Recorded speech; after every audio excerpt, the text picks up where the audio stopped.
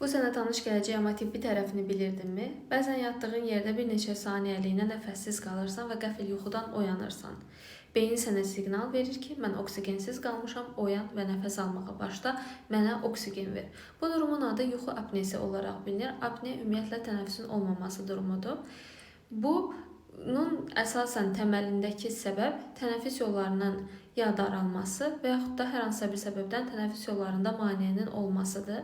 Hansı maneə ola bilər? Məsələn, limfa düyünlərinin şişdiyi durumlarda və yaxud da burundakı burun ara kəsməsinin əyri olduğu durumlarda ola bilər. Amma daha çox bunun səbəbləri arasında ümumiyyətlə yaşa bağlı olur.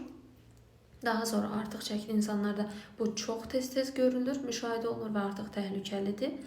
Daha sonra müxtəlif hormonal pozğunluqlarda və əsasən ən çox da qalxanvari vəzin hormonal pozğunluqlarında müşahidə olunur. Hansı ki, bu zaman artıq qalxanvari vəzi genişləyir və tənəffüs yolunu sıxmağa başlayır, normal tənəffüsü pozur.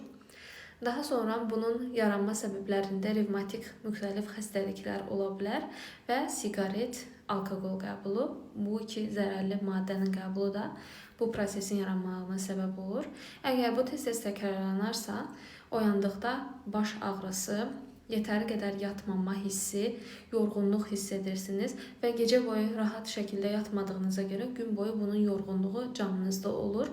Bu əslində adi, həfif və alınacaq bir durum deyil. Əgər bu varsa, artıq müalicə olunmalıdır. Çünki uzun müddət davam etdikdə, yəni xroniki hala keçdikdə ürək-damar xəstəliklərinə gətirib çıxara bilər və həyat üçün təhlükəli ola bilər. İzlədiyiniz üçün təşəkkürlər.